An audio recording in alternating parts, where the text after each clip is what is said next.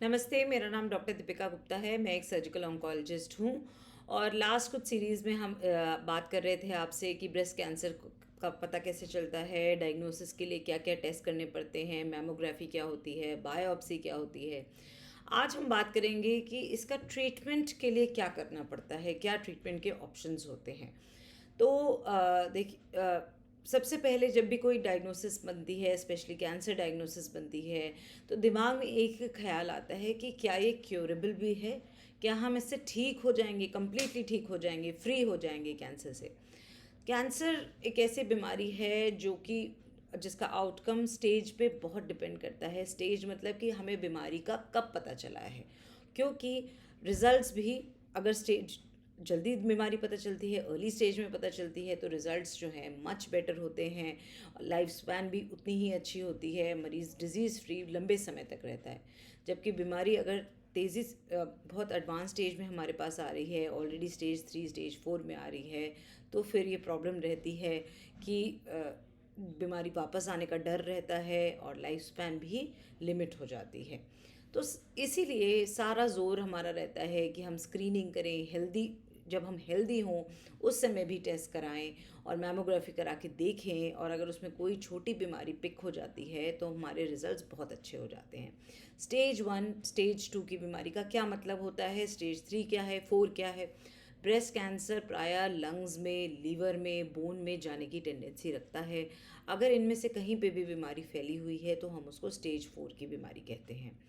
अच्छा, सेकंड है कि कभी भी शरीर में कोई भी प्रॉब्लम होती है तो शरीर में एक सोल्जर या संतरी जैसा होता है जिसमें बीमारी सबसे पहले जाती है, उसको बोलते हैं लिम्फ नोड्स। और ब्रेस्ट के लिए ये लिम्फ नोड्स लोकेटेड होते हैं अंडर आर्म्स में या बगल में।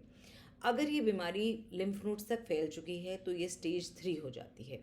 अब आ जाते हैं अर्ली स्टेज। अर्ली स्टेज क्या है, जब गांठ जो है 5 सेंटीमीटर से छोटी है और बीमारी लिम्फ नोड्स या अंडरआर्म्स में नहीं गई हुई। तो चलिए बात करते हैं ट्रीटमेंट ऑप्शंस के बारे में।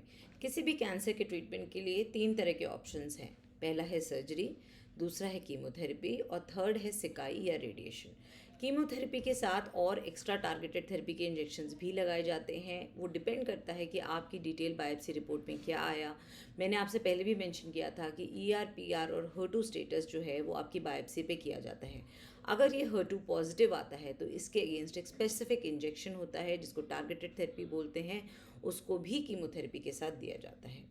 तो कैसे डिसाइड किया जाए कि पहले सर्जरी होगी कि पहले कीमोथेरेपी होगी, या फिर सर्जरी कब होगी और बाद में क्या क्या ट्रीटमेंट लेना पड़ेगा, टोटल ड्यूरेशन कितना है ट्रीटमेंट का, ये सब क्वेश्चंस हमारे माइंड में आ जाते हैं।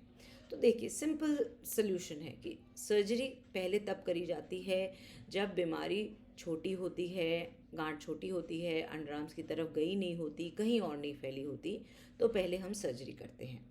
सर्जरी करने के बाद बायोप्सी रिपोर्ट्स के हिसाब से आगे कीमोथेरेपी के लिए डिसाइड करते हैं और रेडिएशन के लिए डिसाइड करते हैं। सेकंड चीज़ है, कभी कभी क्या होता है कि पेशेंट गांठ बहुत बड़ी हो जाती है या फिर गांठ मीडियम साइज़ की है लेकिन बीमारी अंडर आर्म्स की तरफ चली गई है, तो यानी लिम्फ नोड्स में चली गई है। उस केस में हम लोग पहले कीमोथेरेपी विद और विदाउट टारगेटेड थेरेपी का प्लान बनाते हैं। कीमोथेरेपी की जनरली 6 से 8 साइकिल्स होती हैं।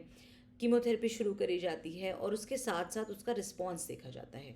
जनरली हम लोग 4 कीमोथेरेपी साइकिल्स देने के बाद रिस्पॉन्स देखते हैं। अगर कीमो का रिस्पॉन्स अच्छा आ रहा है तो हम पूरे कीमो को कंप्लीट करने के बाद सर्जरी का प्लान बनाते हैं और उसके बाद अगर रेडिएशन की ज़रूरत होती है तो देते हैं। तो कई बार ऐसे दिमाग में पेशेंट्स के आता है कि पहले सर्जरी कर दीजिए, गांठ को निकाल दीजिए तो अरे वो शरीर से दूर हो जाएगी। समझने की बात है कि कैंसर एक ऐसी बीमारी है जिसको हमें लोकली ही नहीं लेकिन पूरी बॉडी में भी कंट्रोल करना है। तो अगर थोड़ा सा बीमारी एडवांस्ड है तो पहले कीमो लीजिए, कीमो से अच्छा रिस्पॉन्स आता आएगा, कीमो कंप्लीट करने के बाद फिर सर्जरी और डिपेंडिंग अपॉन स्टेज रेडिएशन की ज़रूरत पड़ेगी। अगर बीमारी अर्ली स्टेज की है तो पहले सर्जरी होगी और आगे किस ट्रीटमेंट की ज़रूरत है, कीमोथेरेपी या रेडिएशन, वो उसके हिसाब से डिसाइड होगा। तो इसलिए ये डिसीजन आपको स्टेज के हिसाब से, आपके जो ये ER PR HER2 स्टेटस के हिसाब से डिसाइड किया जाता है। और ट्रीटमेंट ड्यूरेशन थोड़ी सी लंबी होती है ब्रेस्ट कैंसर में, बिकॉज आपको सर्जरी है, कीमोथेरेपी है, रेडिएशन है। तो generally overall on end of treatment करते करते 5 से 6 महीने लग जाते हैं ट्रीटमेंट में। बट ये एक ऐसा ट्रीटमेंट है जो आप आराम से घर से आके डे केयर बेसिस पे, शॉर्ट एडमिशन के बेसिस पे करा सकते हैं। सो आई होप आज आपके मैं कुछ डाउट्स क्लियर कर पाई होंगी। अगर आपको वीडियो पसंद आया तो प्लीज़ लाइक करिए और मेरे चैनल को सब्सक्राइब करिए। Thank you.